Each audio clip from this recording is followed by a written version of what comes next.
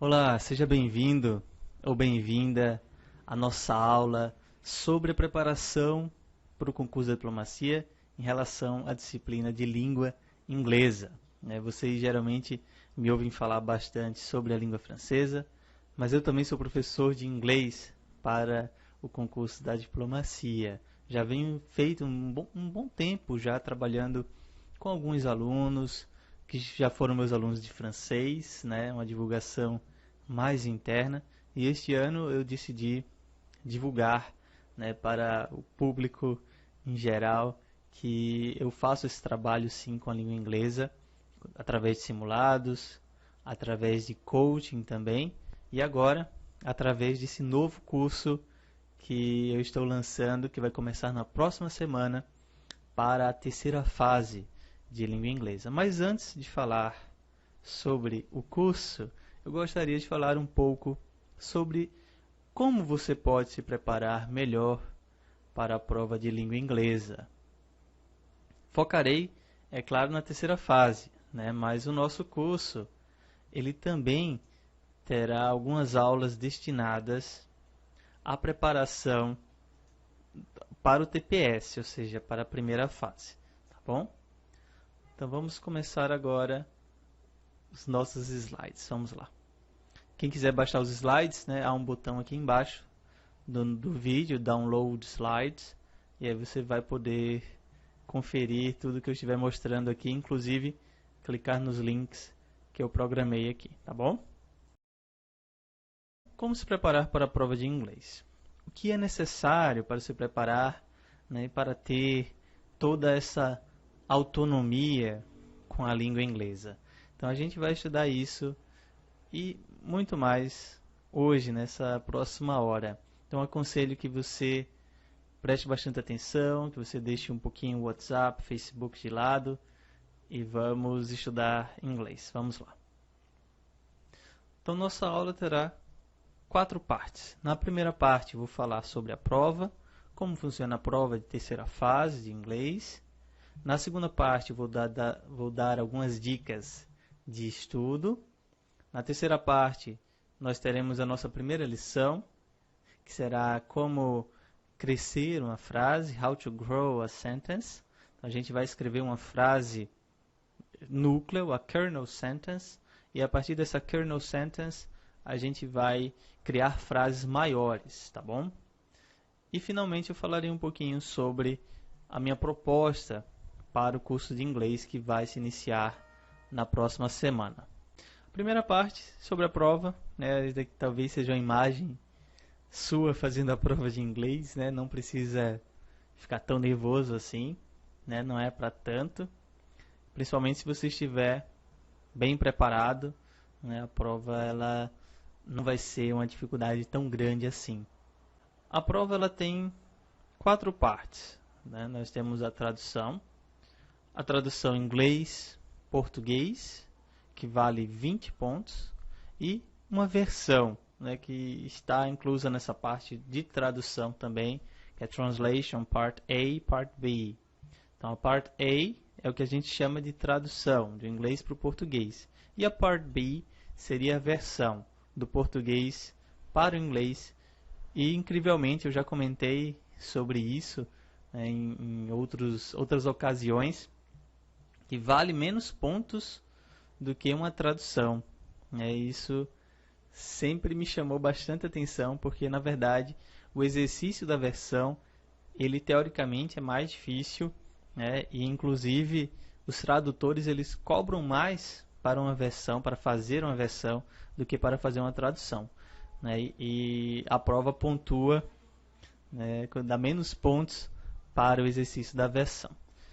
Mas no total, da Part A e Part B da Translation, nós temos 35 pontos, o que corresponde aí a 35% da nossa prova, que vale no total 100 pontos, claro, ficou óbvio agora.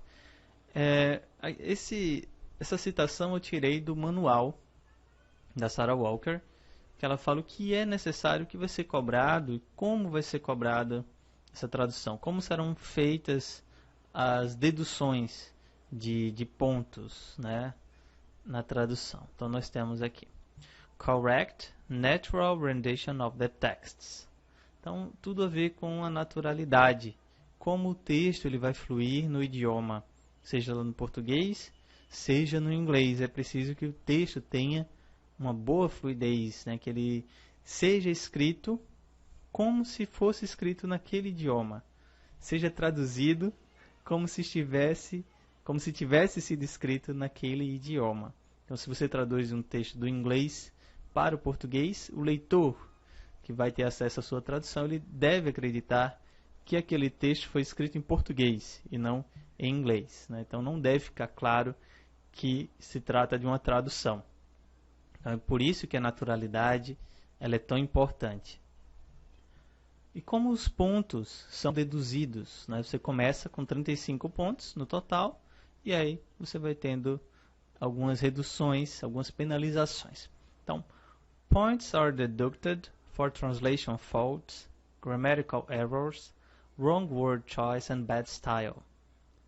Então nós temos aqui a cada tradução errada, cada erro gramatical, uma palavra escolhida de forma errada e um péssimo estilo, ou seja, um estilo não natural, então você vai perder um ponto.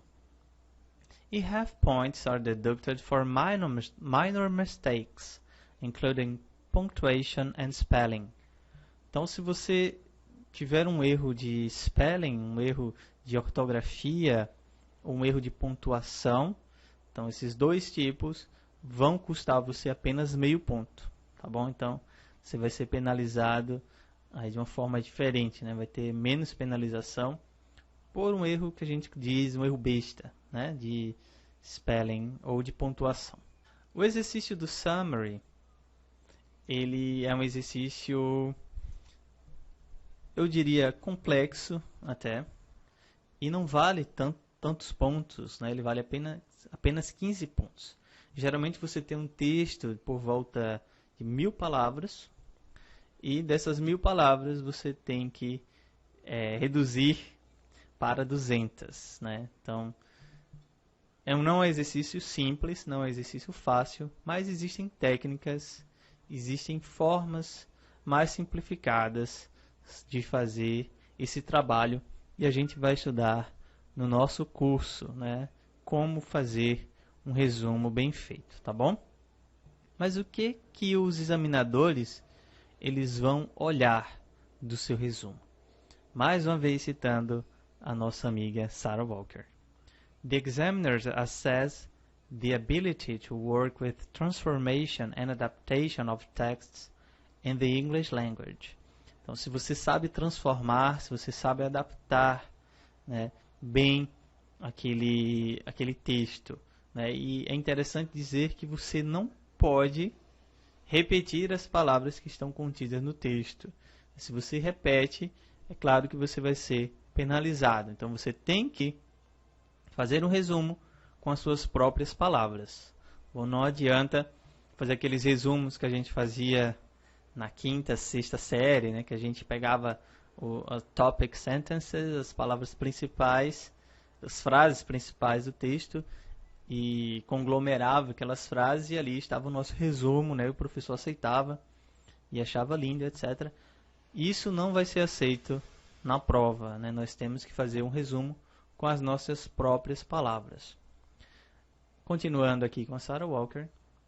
Aspects observed in this section of the exam include ability to summarize the content of a given text and to think logically, command of grammar, vocabulary, usage, register and appropriacy.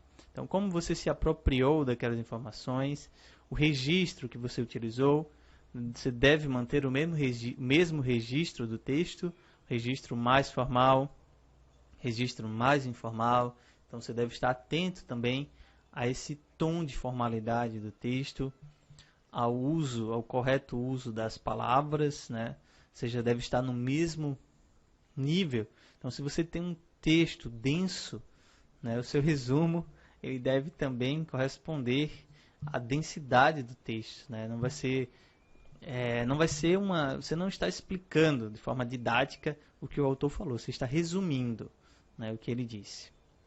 O nível de vocabulário também, claro, a gramática também vai ser corrigida, né, e como você vai concatenar as ideias, eu acho que isso seja o ponto mais importante. Como você vai fazer a concatenação das ideias do seu summary, né? Então, vou começar com a ideia 1, depois a ideia 2, ideia 3, né, de forma que essas ideias estejam conectadas, de forma que você crie um texto único. Da mesma forma que a tradução ela não deve ser perceptível, o seu resumo também não deve ser perceptível. O leitor não deve dizer, poxa, isso aqui é um resumo. Não.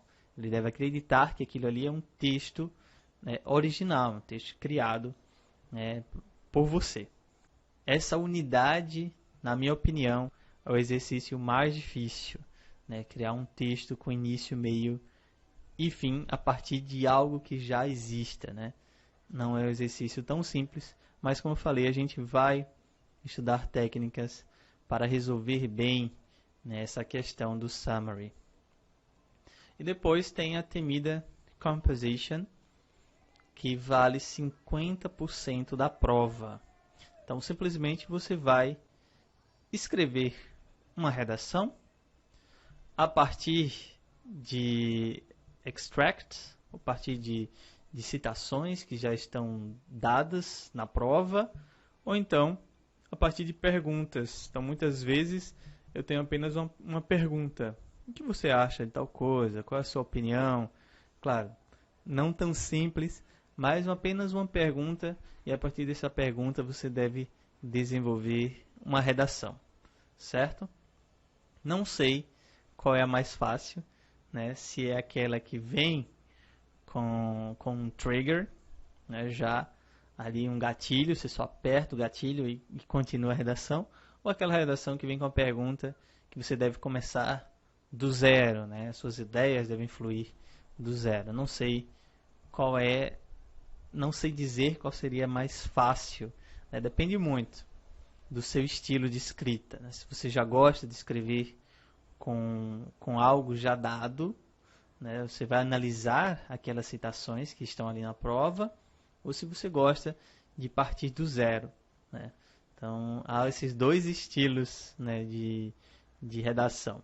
Vamos lá, e o que é analisado na redação? A redação é o exercício que vale mais pontos, é o exercício mais difícil da prova, e, claro, ele tem também maior detalhamento na correção, né? Então, são 3 aspectos que vão ser observados. O primeiro deles é a grammatical accuracy. Então, vai valer 20 pontos. Então, 1 mark is deducted for each serious mistake and a half mark for each minor slip. Então, temos aí, assim como foi na tradução, né, 1 ponto para um erro sério, um erro grave, e meio ponto para um spelling mistake, para uma punctuation que foi feita incorretamente. E se você tira 0 nessa seção, então 0 in this section means 0 for the entire composition. Então, atenção, se você cometeu 20 erros na sua redação, já era, né? Acabou ali, sua redação está zerada, certo? E 0.2 marks for each word below the minimum number. Digamos que a sua redação precise ter 400 palavras e você fez 350 palavras. Então, você vai ter aí uma redução bem drástica dessa pontuação. 0.2 para cada palavra abaixo do mínimo. Um outro aspecto observado, também muito importante, vale 20 pontos, é o Plan and Development of Ideas. Então, nessa sessão, você vai ter que apresentar um pensamento claro, clear thinking, relevance of ideas and adequate paragraphing. Também a forma que você estruturou o seu texto, a paragrafação do texto vai ser muito importante. a relevância das suas ideias, um pensamento claro. Então, tudo isso vai ser avaliado. Esse é a seção mais subjetiva. Alguns avaliadores vão olhar, vão dar 15, outros vão dar 13. Realmente é algo subjetivo, né? Mostrar como você organizou as ideias, isso daí não tem objetividade. E a nossa Sarah Walker, ela diz: passages that have patently been learned by heart and are artificially engineered into the composition will be penalized. Eu sempre digo que os alunos devem ter um dicionário de expressões, um dicionário de palavras que desejam utilizar na redação, né, para dar aquela impressionada nos avaliadores. Mas se ficar muito óbvio, né, ficar muito fora de contexto, por você memorizou aquela frase, aquela expressão, você quer usar de qualquer forma, mas ela não se encaixa perfeitamente no contexto, então aquilo ali vai ser penalizado, tá bom? Essa sua audácia, digamos assim, vai ser penalizada, tá? Então, memorizem sim, estudem sim expressões, palavras que vocês desejam utilizar nas redações, mas não deixe tão claro que aquilo ali, né, foi aprendido para compor a sua redação, tá bom? E o terceiro aspecto, esse aspecto também é subjetivo, então o único aspecto realmente objetivo é a questão da gramática, né? Nós temos um aspecto bem objetivo, poxa, é a canetada vermelha, né? Tá errado, perdeu ponto e pronto. Mas os outros dois são bem subjetivos, seu planejamento e a quality of language. O que seria essa quality of language? Que vale 10 pontos. Se você tem um inglês idiomático, good, idiomatic English, o que seria isso? Diria aquele inglês sem interferências da sua própria língua, sem interferências do português. Então você lê e você acha que foi o nativo que produziu, né? Não precisa chegar a esse ponto, né, de ser native-like, mas é interessante que não seja tão puxado do português, né? Porque a gente lê redações e a gente percebe que aquela estrutura ali é a estrutura do português que o nativo diria de forma diferente, né? Uma das formas de adquirir isso é com a sua leitura. Mas eu vou comentar aqui que apenas ler não adianta, é preciso uma leitura ativa. É preciso que você leia, que você sublinhe as estruturas que você deseja aprender, palavras novas, palavras que você não conhece, que você quer colocar no seu vocabulário. Então essa leitura ativa ela vai ser muito importante para a gente conquistar um good idiomatic English. Varied constructions and a display of aptly chosen broad-ranging vocabulary. Então a gente tem essas construções variadas e esse vocabulário muito amplo, A nossa Sarah Walker, ela vai acrescentar uma informação aqui à nossa aula e vai dizer: candidates producing correct but pedestrian English may score 0 in this section, particularly if this is seen to be plain safe. Então, eu estou falando muito então, né? Vou deixar de falar então. Perceba que você deve se arriscar. Que se o examinador vir que você não está se arriscando para alcançar essa quality of language, ele vai lhe dar 0. Se você produziu um texto perfeito, sem nenhum erro de gramática, mas é como a Sarah Walker falou, pedestrian English, quer dizer aquele inglês bem solo, né? Bem básico, né? Se você produzir um inglês dessa forma, para não cometer erros, então você vai ter 0. É importante você ter uma noção desses 3 aspectos que vão ser avaliados e na nossa composition final nosso exercício final do nosso curso, eu vou fazer a correção da sua composition, exatamente enfocando esses 3 aspectos. Vai ser uma correção bem completa, como a banca faz, né? Bem detalhada. Não apenas na composition, mas também na translation e no summary. Essa foi a parte da nossa prova, a prova de terceira fase. Agora a gente vai passar para as dicas de estudo, study tips. A primeira delas é leia. Read. Identify the main ideas. Take notes on the margins. Arouse curiosity. And write vocabulary lists. Então, enquanto você estiver lendo, você deve executar essas 4 tarefas. A primeira delas, identificar as ideias principais do texto, porque isso vai ser um exercício para que você consiga fazer um ótimo resumo.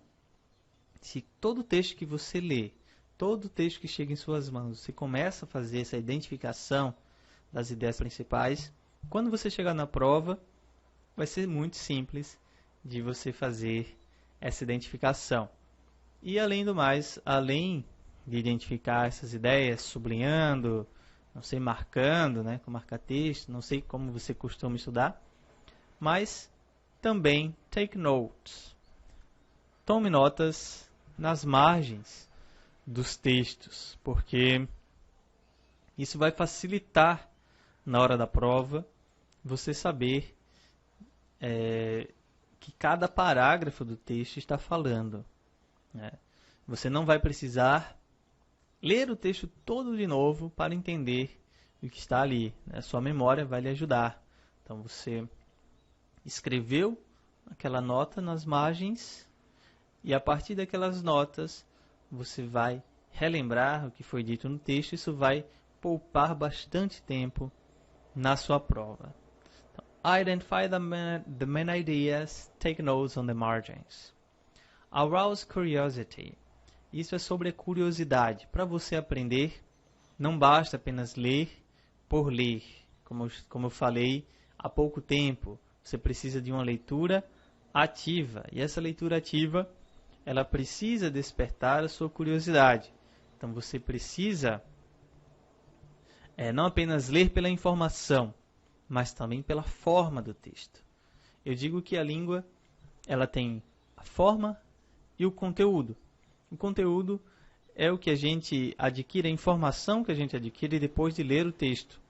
E a forma é a linguagem em si, são as palavras, as estruturas, as expressões contidas no texto. Então, se você é curioso, se você vê, poxa, mas por que ele escreveu assim, né? Poxa, eu nunca tinha visto arouse, curiosity. Será que essa palavra existe mesmo? De onde vem?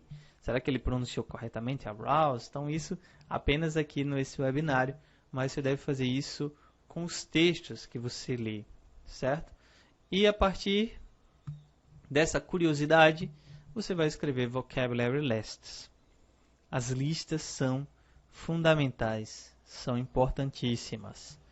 Escreva listas, mas não várias listas que você vai perder um dia. Não, escreva em um caderno confiável.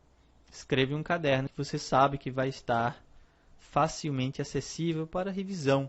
E revise sempre esse caderno com as suas notas, com as suas listas de vocabulário. É claro que há várias possibilidades de listas. A lista que eu recomendo mais é uma lista com algumas colunas. Primeira coluna, obviamente, vai ser a palavra que você deseja aprender. Depois você vai ter a definição em português. Isso é importantíssimo, definição em português para o exercício de tradução. Isso vai ser fundamental. Em seguida, a definição em inglês. Isso daí vai lhe ajudar no TPS. E depois a lista sinônimos daquela palavra, que também vai ser um exercício que vai ajudar no TPS, já que as questões de vocabulário do TPS elas focam nesses 2 pontos, na definição da palavra e nos sinônimos das palavras. Então a sua lista deve conter, mais uma vez, as seguintes colunas: a palavra em inglês, a tradução em português, a definição em inglês e os sinônimos daquela palavra em inglês. Então, com essa lista de vocabulário divididas ainda mais por tópicos, a gente se lembra muito melhor da palavra quando ela é dividida em um tópico inteligível. Se você tem uma lista enorme de, 200 palavras, e essas palavras elas não estão organizadas em nenhum tópico, eu acho muito difícil você se lembrar de, 20, 30 palavras. Mas se essas palavras estiverem organizadas, você vai se lembrar muito melhor, com muito mais facilidade do que em uma lista bagunçada. Então, divida por tópicos que façam sentido para você. Economia, geografia, história, política internacional. E é óbvio que essas palavras vão se repetir também. Essa questão do tópico é apenas para organizar melhor a sua lista. Não significa que uma palavra que apareceu em economia não vai aparecer em política internacional, né? É apenas uma escolha que você deve fazer por uma mera questão de organização, de classificação. Ok? Muito bem. Então, isso é o que eu tenho para falar sobre a leitura, por enquanto, algumas dicas já para você começar a praticar. Claro que o nosso curso vai conter ainda mais dicas mais importantes, né, do que essas. Mas nada impede que você já comece a colocar em prática o que eu estou ensinando aqui. A segunda dica é Study Grammar. É importantíssimo você estudar gramática. Não adianta você achar que já tem todo o conhecimento de gramática necessária para a prova, né? Poxa, já estudei, já fiz intercâmbio, já morei fora. Nunca vai ser suficiente, é sempre preciso revisar, né? E para isso, você vai use doubt as a trigger. Usar a sua dúvida como um gatilho. Como eu já comentei, isso tem tudo a ver com a última dica, que é read actively. É preciso fazer essa leitura ativamente, ou seja, sempre duvidando do que está no texto, não em termos informacionais, né? Claro, também em termos informacionais, mas em termos de estrutura, em termos de forma. Você vai pegar aquela determinada estrutura e vai se questionar por que está dessa forma no texto, que palavra é essa, o que é que ela significa, será que ela aparece em outros contextos, como ela aparece, como seria o substantivo dessa palavra e o adjetivo. Então é importante você ter essa curiosidade, ter sempre dúvidas enquanto estiver lendo, não apenas em relação à informação, mas também à forma do idioma. E finalmente, choose a grammar book to guide you. Então esse grammar book, ele vai lhe ajudar muito na questão da sistematização do conteúdo. Então essa dúvida, ela vai te ajudar a enxergar aquele elemento no texto, né? Vai lhe ajudar a despertar a curiosidade, mas não vai sistematizar. O que vai fazer a sistematização dos seus estudos de gramática é um livro de gramática. É importante que você escolha um livro, né, e siga este livro até o fim. Tá bom? Os livros de gramática eles não têm tanta diferença. Não são como em português, né? Aquela gramática do Bechara, do Celso Cunha, etc. Escolha um livro, um ESL, English as Second Language, nível avançado, e você vai estar bem, certo? Não se preocupe, né, se tem um conteúdo, se não tem. Eles são bem parecidos, são bem nivelados. Então, escolha um que se adeque às suas necessidades, geralmente aqueles que têm exercícios, né? Aquela Advanced English Grammar in Use, né? Grammar in Use é um livro bem utilizado pelos estudantes e você pode utilizar também, né? Claro, se ele apetecer, se for interessante para você. A última dica de estudo é practice. Então, practice, write every day. Escreva todos os dias, nem que seja um parágrafo.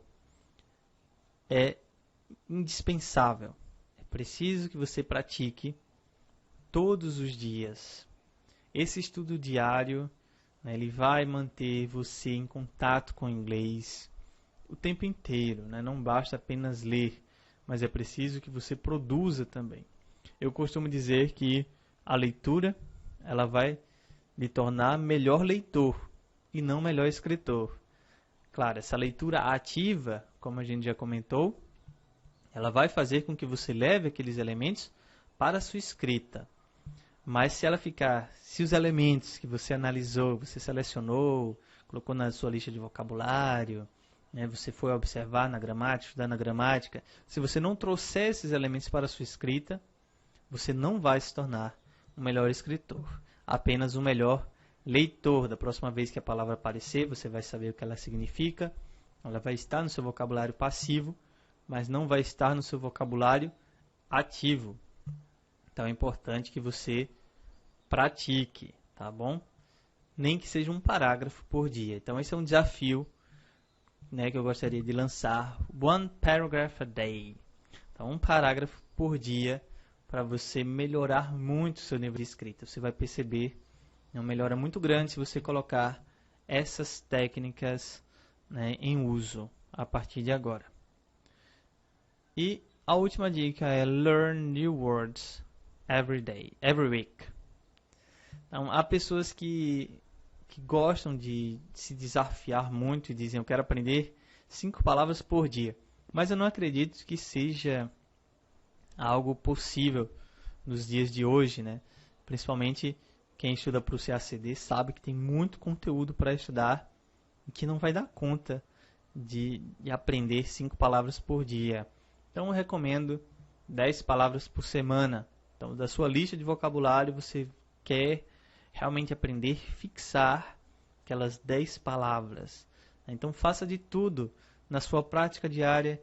Comece a aplicar aquelas palavras, né? Tentar encontrar um contexto interessante para utilizar aquelas palavras. Então, é isso. A prática, né, como o próprio livro diz aqui, practice makes perfect. É preciso praticar muito. E esse livro, o English Sentence Builder, ele é um livro super interessante. Ele é um pouco, digamos, um pouco chato, né? Você vai ter que criar frases, mudar frases, vai ser sempre no nível da frase. Mas, apesar de chato, ele é uma fonte muito boa para você melhorar a sua escrita. Ele dá dicas incríveis, são exercícios muito úteis, né, que vão fazer você pensar a língua inglesa de uma outra forma. Muito interessante, recomendo, né, que vocês adquiram esse livro, English Sentence Builder. Não existe apenas em inglês, mas também existe em French Sentence Builder, German Sentence Builder. Ele tem vários idiomas, não apenas em inglês. Spanish Sentence Builder. Muito bem. Essas imagens, essas 5 imagens, elas representam, para mim, a prática diária. Tem uma história que eu conto sempre como eu aprendi francês, né? Antes de entrar na universidade, eu não sabia nada de francês e quis aprender francês, né? Estudei 2 meses antes de entrar na faculdade, passei na prova de francês do curso de letras e quando entrei lá, logo no primeiro semestre a gente tinha que analisar uma poesia do Baudelaire, né? E eu fiquei, caramba, e agora como é que eu vou fazer isso, né? Eu não estudei 2 meses, não tenho nível ainda para analisar o Baudelaire. Preciso aprender francês. Então, eu comecei a estudar francês todos os dias, mas eu não abri um livro de gramática. todos os dias. Eu fazia coisas diferentes.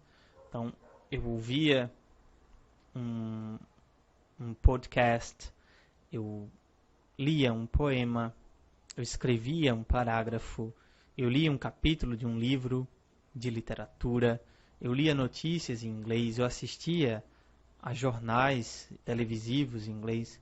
Então, sempre estava em contato, desculpa, em francês, né? Sempre estava em contato diário com o francês. O inglês eu aprendi, acho que da forma que a maioria de vocês, né, aprenderam em cursos de inglês. Então, eu fiz cursos de inglês aqui no Brasil, fiz também cursos de inglês nos Estados Unidos, morei nos Estados Unidos, tive a oportunidade de desenvolver, né, o meu inglês lá fora. Então, não tive essa experiência do contato diário, essa necessidade tão grande de aprender o inglês, né? Eu ainda era jovem, né? Mas posso dizer com o francês que funciona muito.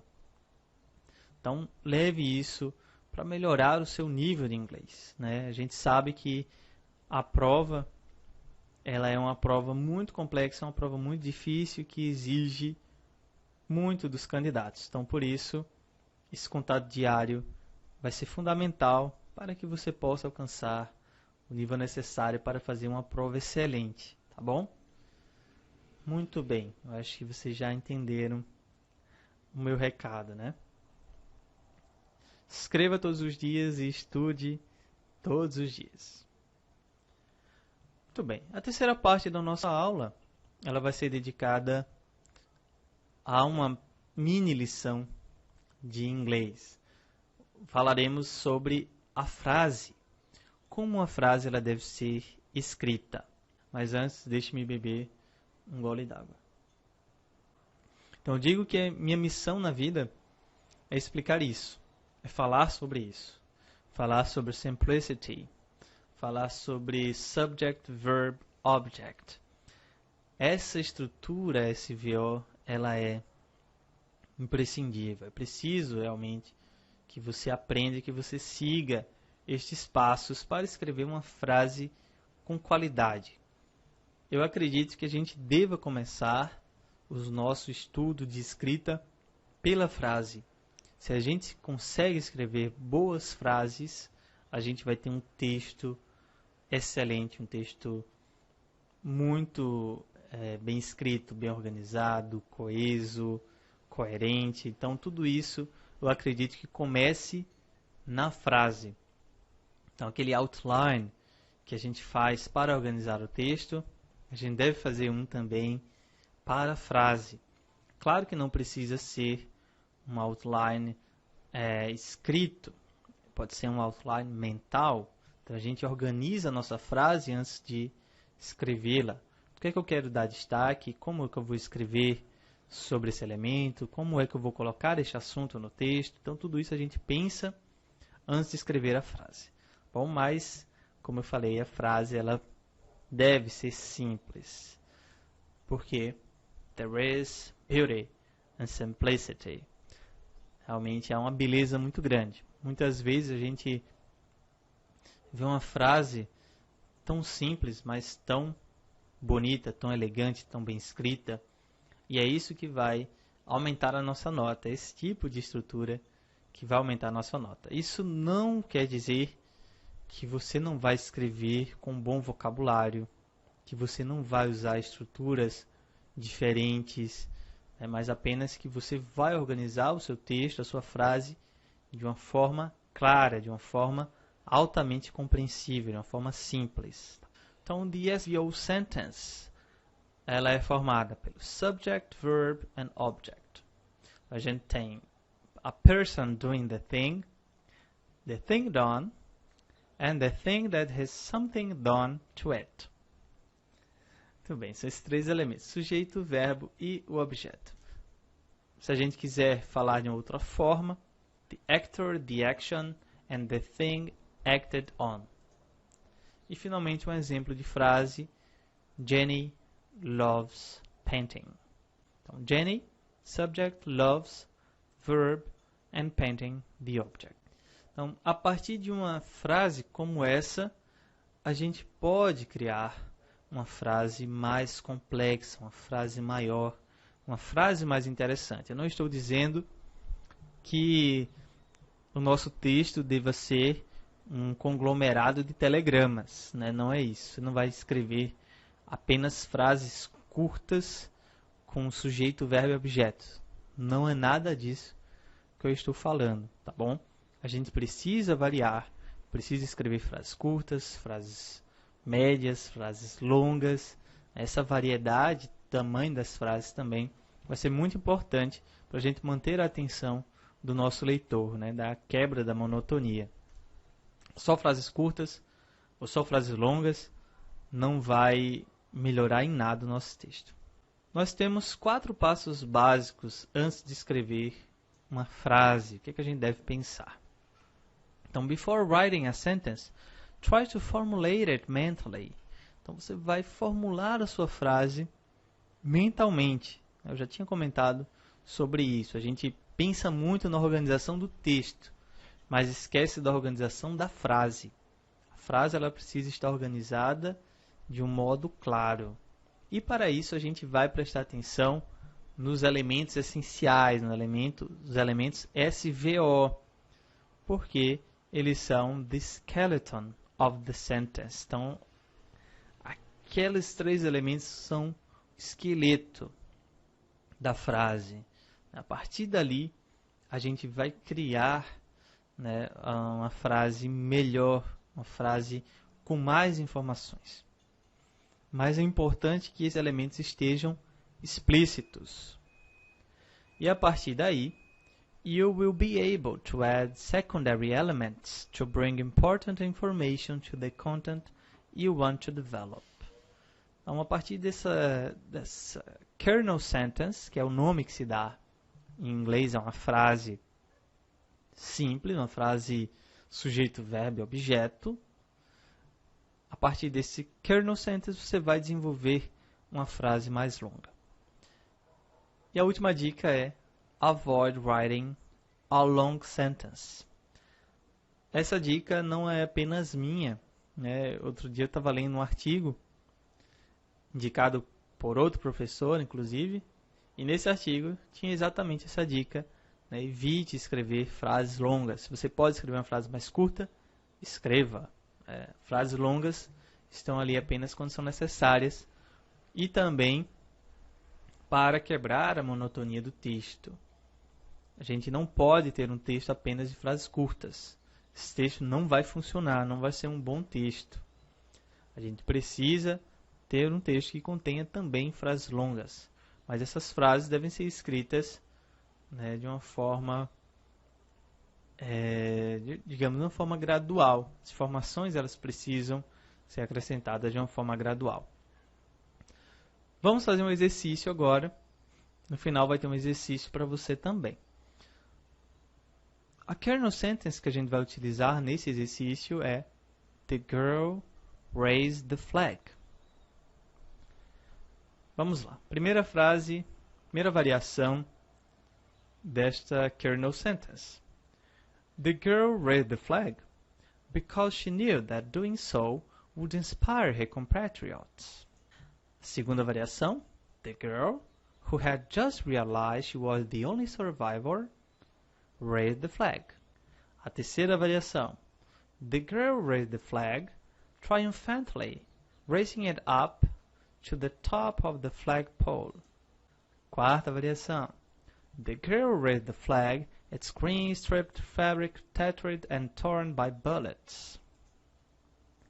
E a quinta variação. The girl raised the flag and was proud to see it waving once again over the town square. Percebam que a estrutura The girl raised the flag ela está sempre mantida. Mesmo quando eu acrescento um elemento secundário, entre os elementos principais, eu tenho a estrutura SVO. Claro que aqui nós tivemos exemplos, né, em que as informações secundárias vieram depois dos elementos essenciais, elementos principais. mas nada impede que eu ponha elementos antes ou então no meio, né, desses elementos essenciais. E essa tarefa vai ser para você. Então vou deixar essa tarefa, né, para você criar uma frase que não seja com elementos secundários logo após a estrutura SVO, ou que venha antes, ou que venha no meio desses elementos, como a gente viu em um dos exemplos, ou então uma frase que contém elementos antes e depois da estrutura SVO. Fica aí da criatividade, fica a seu cargo, né? Cargo da sua criatividade, escrever uma sexta frase a partir desta kernel sentence. The girl raised the flag. Muito bem, primeiro exercício de escrita, já para você pensar no que a gente estudou hoje. E aqui nós temos a quarta parte, que é a parte mais aguardada, tenho certeza, a parte mais aguardada por todos que estão aqui presentes, é sobre o curso de inglês que vai começar no dia 21. Quem baixou o slide já tem acesso aqui ao link para acessar todas as informações do curso de inglês para a terceira fase. Nós teremos 12 aulas. Nas 3 primeiras aulas falaremos sobre o TPS, como melhorar o nosso desempenho no TPS. Então não é um curso apenas para a terceira fase, ele é majoritariamente para a terceira fase, mas também faremos uma breve revisão de 3 aulas para o TPS. O que nós vamos estudar exatamente? Então vamos ao Course Syllabus.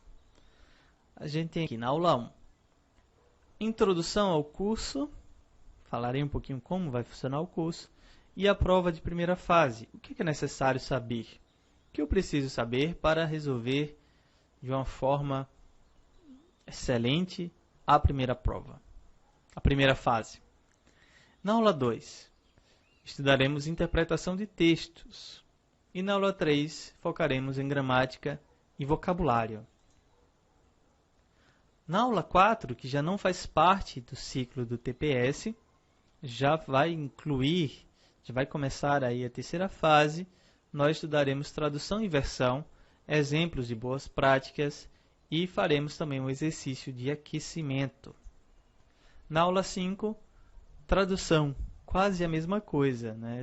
Esse termo vem de um livro do Umberto Eco, o saudoso Umberto Eco, Quasi la stessa cosa, quase a mesma coisa. Ele fala sobre os problemas de tradução. Isso a gente vai estudar também nesta quinta aula. Claro, de uma forma didática, de uma forma objetiva, né? Eu não vou aí trazer o livro citações em italiano, né? Nada disso, né? A gente vai estudar sempre com foco no CACD. Versão, como fazer e cuidados a tomar. Mesma coisa, né? A gente vai ver boas práticas de versão. Na aula 7 e na aula 8, estudaremos sobre resumo. Na aula 7, faremos uma introdução sobre o assunto. Eu vou falar sobre práticas gerais de resumo. E na aula 8, estudaremos teoria para ajudar nessa árdua tarefa que é a de resumir. Na aula 9, já saímos do tema do resumo. Então teremos 2 aulas apenas sobre resumo. Acredito que sejam suficientes. Resumo é mais prática do que teoria, né? E na aula 9, conselhos para escrever bem, algo mais generalizado. E em seguida, introdução do texto, argumentação, por que é importante você entender como funcionam os argumentos dentro de um texto. E finalmente, estudaremos sobre a conclusão, como você deve finalizar o seu texto, ok? Então, mais uma vez, você vai clicar aqui, vai abrir o site, né? Nós teremos aqui todas as informações necessárias sobre o curso, nós faremos um simulado completo com correção, como a correção da banca, certo? Utilizarei os mesmos critérios da banca para corrigir os simulados. E pronto, você vai se inscrever aqui, vai abrir esta tela com um formulário para você acrescentar o seu nome, e-mail, telefone, como ficou sabendo, e selecionar se você vai fazer seu pagamento pelo PagSeguro, se você vai pagar com cartão de crédito, então vai ser o valor de R$540, ou se vai fazer um depósito bancário no valor à vista com um desconto de 8%, certo? Vai totalizar aí R$ 496,80, ok? Vai enviar o formulário e vai esperar começar o curso. É isso. Espero que tenha gostado da aula. Espero que tenha sido uma aula muito útil, tenha sido algo relevante para você, né? Temos aqui um comentário da Cibele dizendo que super indica a correção detalhada que eu faço, né? Que se aproxima muito da forma como a banca corrige. Então, realmente, né, eu tento fazer essa correção. Cibele já foi minha aluna de francês e agora está iniciando seus estudos de inglês também comigo, já faz simulados já há algum tempo, né, já fez alguns simulados antes da última prova, teve uma excelente nota, uma nota 75, se eu não me engano, na prova, que é uma nota muito boa, né? Então, realmente, ela confiou em mim para fazer esse trabalho, né? Apesar de eu ser mais conhecido como professor de francês, e eu digo que você pode ter toda a confiança, porque nós vamos desenvolver um excelente trabalho junto. That's it. So, see you next week. Até a próxima semana.